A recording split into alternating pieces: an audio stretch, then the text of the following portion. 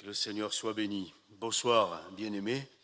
On va ouvrir quelques instants la parole de Dieu pour regarder ce qui est extraordinaire et qui pourrait nous amener d'une certaine manière à comme toucher le ciel. On va faire une première lecture dans Apocalypse chapitre 21.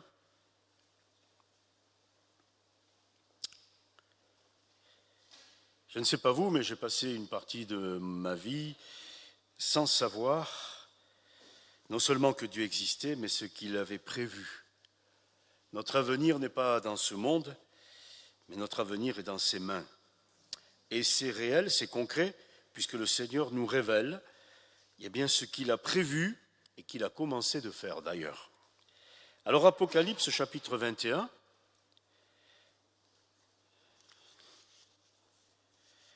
donc ce soir il n'y a pas de live, on va faire la lecture, parce que dans tout le secteur, Internet ne fonctionne plus. Voilà. Je pense qu'il doit y avoir des travaux partout, parce que chez nous, à la maison, c'est pareil depuis mardi. Alors, c'est bien, ça obligera les frères et sœurs à venir.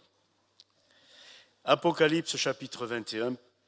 Puis je vis un nouveau ciel et une nouvelle terre. Car le premier ciel et la première terre avaient disparu, et la mer n'était plus. Et je vis descendre du ciel d'auprès de Dieu la ville sainte, la nouvelle Jérusalem, préparée comme une épouse qui s'est parée pour son époux. J'entendis du trône une forte voix qui disait : Voici le tabernacle de Dieu avec les hommes. Il habitera avec eux, ils seront son peuple, et Dieu lui-même sera avec eux. Il essuiera toute larme de leurs yeux, et la mort ne sera plus.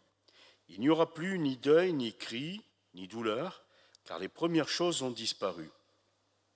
Et celui qui était assis sur le trône dit : Voici, je fais toutes choses nouvelles. Et il dit : Écris, car ces paroles sont certaines et véritables. Et il me dit : C'est fait, je suis l'alpha et l'oméga, le commencement et la fin.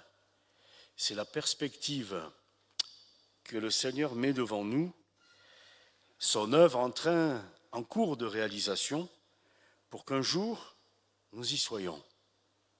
Et pour ce faire, il est venu lui-même. Alors, on va faire quelques autres lectures.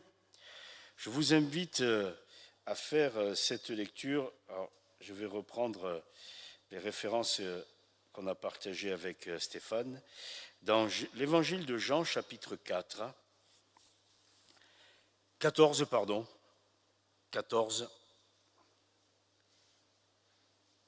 À un moment donné, le Seigneur, pendant ce séjour sur la terre où il apporte la parole, où il bénit, il guérit, à un moment donné, il fait comme une parenthèse. Et de temps en temps, il y aura des parenthèses comme ça, de la part du Seigneur, pour nous montrer qu'il y a une perspective bien plus grande et au-dessus de ce que les contemporains pouvaient voir.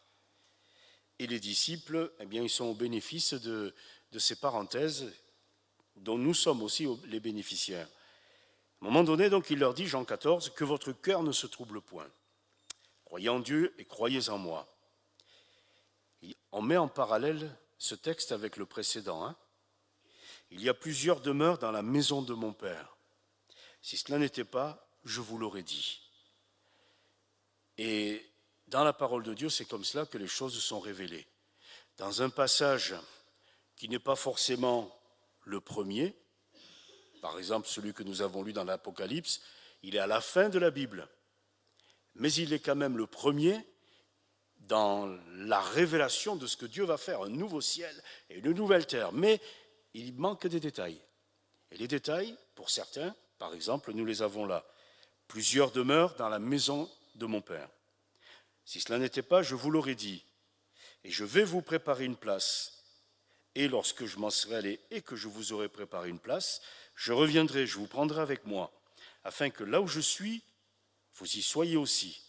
Vous savez où je vais, et vous en savez le chemin. Les choses doucement se précisent. Maintenant, on va dans l'épître aux Hébreux, au chapitre 10.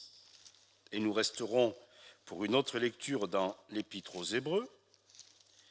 Hébreux chapitre 10, verset 5.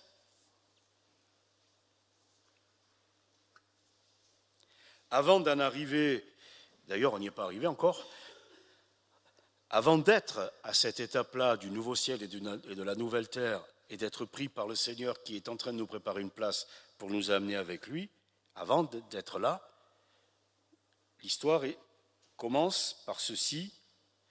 C'est pourquoi Christ, entrant dans le monde, dit « Tu n'as voulu ni sacrifice ni offrande, mais tu m'as formé un corps. Tu n'as agréé ni holocauste ni sacrifice pour le péché. Alors j'ai dit, voici, je viens. » Dans le rouleau du livre, il est question de moi, pour faire, ô Dieu, ta volonté. Et c'est comme une boucle qui, à un moment donné, se fermera. Lorsque nous entrerons dans le ciel de gloire, c'est parce que précédemment, lui, il a quitté le ciel pour venir sur la terre des hommes, nous chercher, nous bénir. Il est retourné après la crucifixion au ciel et il continue cette œuvre. Maintenant, il nous prépare une place. On arrive dans Hébreux chapitre 2, verset 10. Hébreux 2, 10. Il convenait en effet que celui pour qui et par qui sont toutes choses et qui voulait conduire à la gloire beaucoup de fils est élevé à la perfection par les souffrances, le prince de leur salut. Car celui qui sanctifie et ceux qui sont sanctifiés sont tous issus d'un seul. C'est pourquoi il n'a pas honte de les appeler frères. Lorsqu'il dit « J'annoncerai ton nom à mes frères, je te célébrerai au milieu de l'assemblée, et encore, je me confierai en toi, et encore, me voici moi et les enfants que Dieu m'a donnés. Ainsi donc, puisque les enfants participent au sang et à la chair, c'est-à-dire à l'humanité, il y a également participé lui-même, afin que par la mort, il rende impuissant celui qui avait la puissance de la mort, c'est-à-dire le diable. Ainsi, il délivre tous ceux qui, par crainte de la mort, étaient toute leur vie retenus dans la servitude. Car assurément, ce n'est pas à des anges qui vient en aide, mais c'est à la postérité d'Abraham. En conséquence, il a dû être rendu semblable en toutes choses à ses frères, afin qu'il soit un souverain sacrificateur miséricordieux et fidèle dans le service de Dieu, pour faire l'expiation du péché du peuple. Car du fait qu'il a souffert lui-même et qu'il a été tenté, il peut secourir ceux qui sont tentés. On continue dans Romains, encore 2 lectures et puis on s'arrête, chapitre 8 et verset 3. Et comme cela, nous aurons posé l'ensemble des textes de base qui nous permettront de réaliser un peu plus ce que le Seigneur a fait et est en train de faire pour nous et de ce qu'il prépare pour tout le monde. Romains chapitre 8 et verset 3. Car chose impossible à la loi parce que la chair la rendait sans force, Dieu a condamné le péché dans la chair en envoyant à cause du péché son propre Fils dans une chair semblable à celle du péché. Amen. Et le dernier texte dans Luc chapitre 19. On en a déjà parlé de ce texte-là. C'est une belle phrase qui a tout pour passer inaperçue. Luc chapitre 19 et verset 12. Il dit donc, Jésus parle, un homme de haute naissance s'en alla dans un pays lointain pour se faire investir de l'autorité royale et revenir ensuite. Et il ressort donc de la parole de Dieu ce point majeur, c'est que le Seigneur va revenir. Et en attendant son retour, il prépare dans le ciel les choses pour que nous puissions y entrer et tout sera prêt. Et c'est cela que je voudrais que l'on puisse essayer, par la grâce de Dieu, de toucher du doigt ce soir, cette perspective qui est au-dessus de nous, maintenant, elle est en cours de réalisation. Cette perspective que nous vivrons, elle est déjà en cours de réalisation puisqu'il nous prépare une place. Et avant d'en arriver là, eh bien, il dit, mais tu m'as formé un corps. Ça a été la volonté de Dieu que celui qui avait pour projet que nous soyons avec lui pour l'éternité, à cause du péché et des réalités spirituelles qui sont liées au péché, je ne vais pas trop détailler cela ce soir, mais la mort, la condamnation, la séparation d'avec Dieu, ce sont ces réalités spirituelles qui ont obligé le Seigneur à quitter le ciel de gloire pour venir sur la terre des hommes.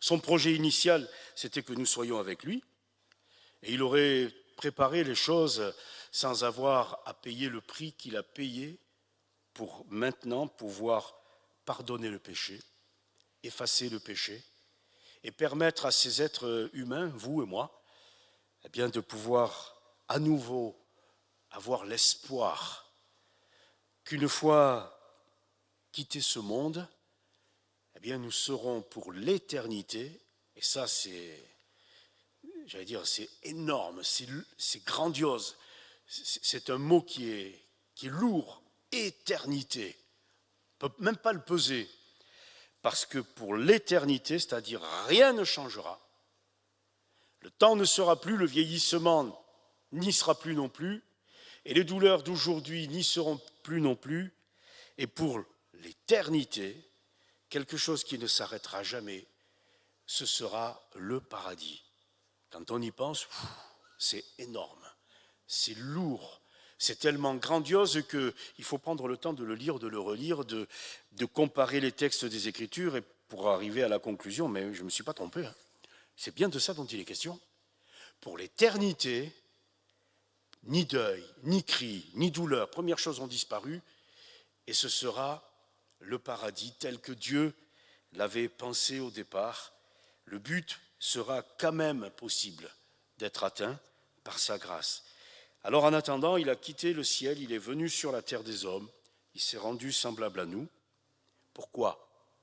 Pour qu'un jour nous soyons semblables à lui. Et il y a une corrélation entre les deux. Il a quitté, il est descendu jusqu'à nous pour que nous puissions aller jusqu'à lui. Et je pense qu'on pourrait mettre les deux traits en parallèle et mettre des correspondances avec des versets bibliques et puis des affirmations. Hein. Il n'a pas honte de nous appeler frères. Là, c'est quand il est en bas. Quand il est en haut, il est Dieu, nous sommes des hommes pécheurs perdus. Mais quand il est en bas, il est devenu péché pour nous. Et il n'a pas honte de nous appeler frères. Certains sont allés trop loin dans la tentative d'explication de ce mystère extraordinaire. Le Dieu fait homme. Mais nous n'avons pas forcé les choses pour prendre le risque de commettre des erreurs et dire qu'il était pécheur comme tous les autres. Non, il est devenu péché. Nous sommes pécheurs. Lui, il a porté le poids du péché. Et il a pris sur lui la condamnation que mérite le péché pour épargner le pécheur, de telle manière que, arrivé au même niveau, c'est-à-dire en bas, là où nous sommes, mais pour lui c'est en bas, eh bien arrivé au même niveau, il peut s'adresser à tous les hommes, et il a commencé de le faire déjà sur la croix, en répondant à un des deux brigands, je te le dis aujourd'hui, tu seras avec moi dans le paradis. Mais pour l'instant, il a fallu que je descende pour venir à ton niveau, te chercher et te sauver. Et certains qui étaient autour ont commencé de comprendre ce qui se passait là. Assurément, cet homme était juste. Assurément, cet homme était fils de Dieu. Ça les a profondément bouleversés. Oui, Dieu a envoyé son Fils dans une chair semblable à celle du péché. Et il a été rendu semblable à nous en toutes choses. C'est-à-dire que Jean, je vous donne juste les références pour ceux qui voudraient le regarder en détail, ce point-là de la vie du Seigneur, c'est que Jean chapitre 4 verset 6, il s'assoit, il est fatigué. Que vous et moi nous soyons fatigués, c'est normal. Mais pas lui. Il est le Tout-Puissant, il est le Créateur. Il est fatigué. Alors j'oserais dire, sans faire de mauvaises plaisanteries, nous sommes capables de fatiguer le Seigneur. Vous imaginez ? Ce qu'il fait pour nous est usant. Il ne dort ni ne sommeille. Quelqu'un dira, c'est normal, il est Dieu. Oui. Ben, rendez-vous après plusieurs nuits blanches Et on en reparle. Pourquoi ne dort-il pas et ne sommeille-t-il pas? Parce qu'il doit veiller sur nous en permanence. Le diable rôde autour de ceux qui craignent Dieu comme un lion rugissant. Il faut qu'il veille. Nous sommes faibles, il faut qu'il veille. Parfois, nous avons tout compris, parfois, on n'a rien compris. Il faut qu'il soit à côté. Il faut qu'il prenne soin de nous. Il faut qu'il nous explique les choses. Et notre cœur, diront deux hommes à un moment donné, ne brûlait-il pas au-dedans de nous pendant qu'il nous expliquait les Écritures? Il faut qu'il soit là. Cette nuit, la plupart d'entre nous, et je le souhaite, nous allons bien dormir. Mais s'il y en a un qui est au milieu de nous, ou une au milieu de nous, qui ne pouvait pas trouver le sommeil à cause de tous les soucis de la vie, il est là. Il est dans la chambre. Il est dans la proximité. Quand tu pries, ferme ta porte et prie ton Père qui est dans le lieu secret. Ton Père qui voit dans le secret te le rendra. C'est vrai que nous lisons avec facilité, il ne dort ni ne sommeille, mais il ne peut pas naître autrement. Il ne peut pas naître autrement. À un moment donné, après avoir jeûné, c'est le début du ministère, il eut faim. 40 jours. Il eut faim, Matthieu chapitre 4, verset 2. Et le diable est venu le tenter sur cette réalité-là. Il a faim, il est humain, il est comme nous. Et quand il nous arriverait d'avoir faim, et quand il nous arriverait de prier le Seigneur de pourvoir à nos besoins, parce que le frigo est vide, les placards aussi, il est fidèle. Il n'est pas celui qui entend quelque chose. Tiens, il a faim, mais je ne sais pas ce que ça veut dire. Il a eu faim, il a eu soif, il a été fatigué. Et à un moment donné, Matthieu chapitre 8, verset 24, il dort. Alors on peut le voir de différentes manières, c'est la tempête et lui il dort. Seigneur, tu es inconscient des choses, mais ça ne vous est pas arrivé, moi ça m'est arrivé. Parfois, la fatigue est telle qu'il peut y avoir du bruit, il peut y avoir de la lumière, il n'y a plus personne. On dort. Et je me dis que peut-être le Seigneur dormait parce qu'on le sollicite tout le temps. Là, il est fatigué. Il dort. Il est réellement comme nous. Et dans la nuit de Gethsémane, Luc 22, 44, il est à un point d'agonie que je n'ai jamais vu, sauf dans les Écritures. C'est-à-dire que le sang passe à travers les pores de la peau en raison du stress intense, inimaginable qu'il est en train de subir. Je pense qu'on est incapable de saisir ce qui se passe à ce moment-là. Parce qu'à ce moment-là, il se passe des choses à vous mettre, comme on dirait, nous, avec nos expressions d'en bas, la tête en feu d'artifice. C'est-à-dire, le Saint de Dieu va porter le poids du péché de l'humanité. Rien que ça. Ça vous met... Il sait que dans un moment, le Père détournera son regard. Ça ne s'est jamais produit. Il sait, à un moment donné, qu'il va passer par la mort. Elle ne faisait pas partie de son œuvre créatrice. Il sait qu'il va devoir aller jusqu'au bout, c'est-à-dire dans le séjour des morts. Je ne veux pas faire le film de fin octobre, début novembre, mais c'est quand même sombre, tout ça. Et c'est quand même lié à la puissance démoniaque derrière. Il va les vaincre, triompher d'elle. Il va se retrouver sur la croix, au regard de la foule, comme les Romains déshabillaient les condamnés. On ne fait pas du détail et du sentiment. Devant sa mère, devant ceux qu'il aime, devant ces femmes qu'il a délivrées, et qui voilà un spectacle inimaginable. Et puis il va passer par une mort atroce et lente. Et tout cela, on peut comprendre que ce n'est pas des soucis là. Là on est XXL. Ce n'est pas simplement un peu de stress, un peu d'angoisse. C'est à un point inimaginable. Il s'est vraiment rendu semblable à nous pour que nous puissions comprendre que sa volonté, c'est que nous soyons semblables à lui, en toutes choses. Et comme il est aujourd'hui, nous serons. Quelle grâce! Quand on feuillette le début du livre de l'Apocalypse, on voit avec émerveillement que Jean a du mal à décrire la révélation qui est la sienne. Il a des yeux semblables, il a des cheveux semblables, il a des pieds semblables. C'est d'une beauté extraordinaire. C'est ce que nous serons. Nous lui ressemblerons.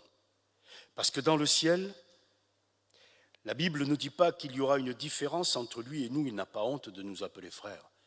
Et il a voulu quitter cette place de fils de Dieu pour que nous puissions devenir fils et filles de Dieu. Il a voulu quitter cette place de héritier pour que nous soyons co-héritiers. Il partage avec nous la totalité de son règne, de son existence. Et dans le ciel, il n'y aura pas des supérieurs et des subalternes. Nous serons à un niveau que même le nom que nous porterons n'est même pas compréhensible aujourd'hui. C'est pour cela que le Seigneur ne nous le donne pas. Il est cet homme, on l'a déjà médité, on va le reprendre sans trop être long. Il est cet homme de haute naissance, de race noble, qui était comme Dieu. Le terme grec utilisé, c'est la base de morphologie, c'est morphée. La forme de Dieu, c'est ce qu'il était. Et il a voulu nous donner maintenant cette réalité spirituelle en nous faisant déjà devenir participants de la nature divine. Ça veut dire que la bénédiction qui vient d'en haut vers nous et vers laquelle nous allons, eh bien ce n'est pas une bénédiction qui est, les mots sont impropres, désolé, qui part d'à côté de Dieu, ça part de Dieu lui-même. Ce n'est pas une bénédiction pensée par des anges, par des êtres extraordinaires et qui seraient en capacité de faire des choses magnifiques. C'est plus que ça. C'est le maximum dès le départ de Dieu lui-même. Nous recevons la vie. D'ailleurs, nous avons déjà l'esprit. Il nous a donné de son esprit. Et ça, c'est quelque chose d'extraordinaire. Celui qui sonde les profondeurs de Dieu est le même qui agit dans nos vies aujourd'hui. C'est pour cela que, mes frères et sœurs, la vie spirituelle, il faut peut-être oser y penser à nouveau, comme si nous n'avions pas encore tout reçu et tout vécu. Parce que je pense qu'il serait prétentieux de dire que nous avons tout reçu, que nous avons tout vécu. Alors, disons-le avec beaucoup d'humilité, j'ai commencé par la grâce de Dieu, de rentrer dans la dimension spirituelle, celle de Dieu. Mais ce n'est que le commencement.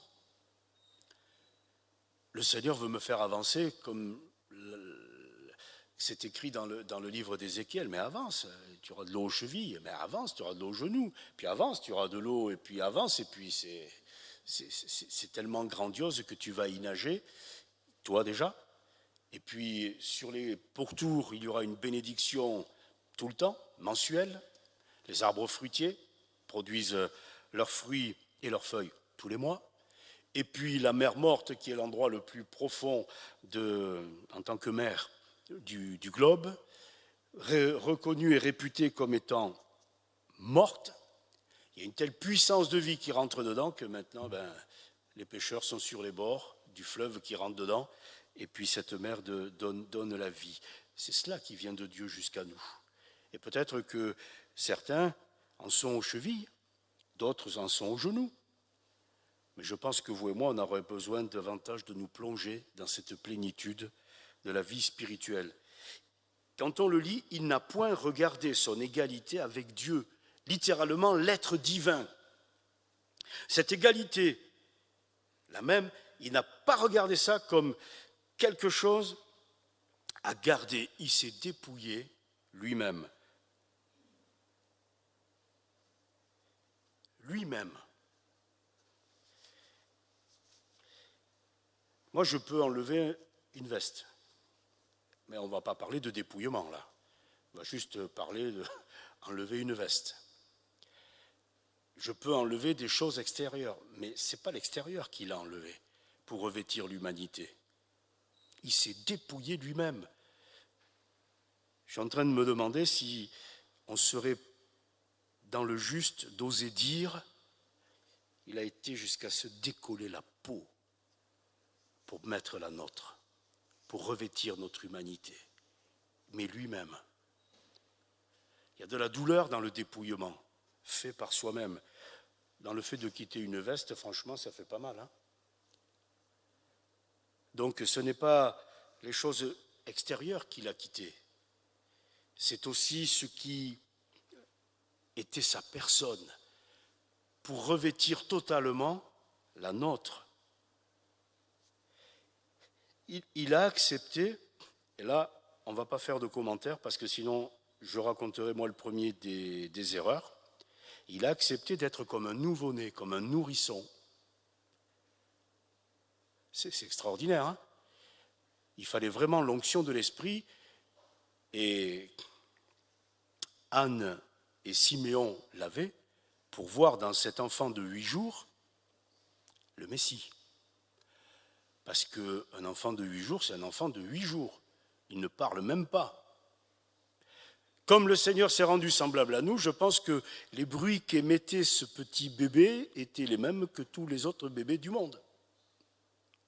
Et puis il a grandi. Le temps de la maturité, il a fallu lui le laisser un peu se dérouler. À 12 ans, il fait preuve d'une grande maturité, mais il a quand même que 12 ans. Quand dans le temple, il discute avec les docteurs de la loi, il s'est dépouillé lui-même. Et il a accepté notre humanité depuis le point de départ, dans le sein d'une mère. Et il est né comme tous les êtres humains. Ça veut dire que toutes les étapes de notre vie, le Seigneur les a passées jusqu'à la mort. Donc il les connaît toutes. Et c'est pour cela qu'il nous dit, le projet que j'ai, c'est que vous naissiez de nouveau et qu'un jour vous entriez dans le ciel de gloire. Ce sera quelque chose d'extraordinaire quand nous rentrerons dans le ciel de gloire. Et je termine, il est allé dans un pays lointain, c'est-à-dire, il s'est retrouvé loin de Dieu, puisqu'abandonné, loin des hommes, puisque rejeté, jusque dans la mort, il y est allé, pour la vaincre et nous donner l'espérance de la vie éternelle. Et il nous dit que dans le nouveau ciel, il n'y aura plus ni deuil, ni cri, ni douleur. Les premières choses auront disparu. Et il a pris de ses mains, il est allé se faire investir de l'autorité royale, il a pris de ses mains l'autorité dans tous les domaines de notre vie. Et personnellement, je résume cela en 2 points. Le Seigneur avait autorité sur toute sa création, et il est allé prendre autorité sur tout ce qui ne venait pas de lui. Il avait autorité sur les éléments, c'est sa création. Il avait autorité sur les animaux, c'est sa création. Il avait autorité sur l'univers, c'est sa création. Mais le péché, la mort, la maladie, les soucis, les peines, ça, il ne l'avait pas créé, il ne l'avait pas voulu. Cette réalité s'est imposée à l'humanité à cause de la séparation d'avec Dieu du péché, alors il est allé prendre autorité dessus. Et c'est pour cela qu'il est dit qu'à la croix, c'est par ces meurtrissures que nous sommes guéris. À la croix, après la croix, en raison de la résurrection, eh bien, nous sommes ressuscités avec Christ et nous sommes passés de la mort à la vie. Il est allé prendre l'autorité de ses mains sur toute chose. C'est pour cela que désormais, quand nous prions, il nous faut prier, parce que ce n'est pas une formule, c'est une référence. C'est la référence. Il nous faut prier en son nom. Et il ne nous faut pas prier en notre nom. Voilà, je te demande, Seigneur, de me bénir, de faire ceci, cela et le reste.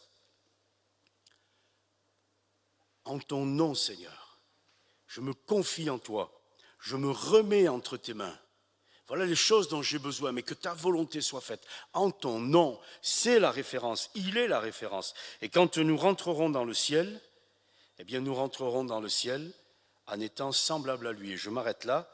Mes frères et sœurs, n'oublions pas, la réalité de cette étape, c'est que la nouvelle naissance, c'est vraiment une nouvelle naissance, qui a c'est pas pour objectif, c'est pour finalité, c'est la fin d'un être qui se développe, c'est d'être semblable à lui. Le point de départ, c'est la nouvelle naissance, et la finalité, c'est d'être semblable à lui pour pouvoir un jour rentrer dans le ciel de gloire.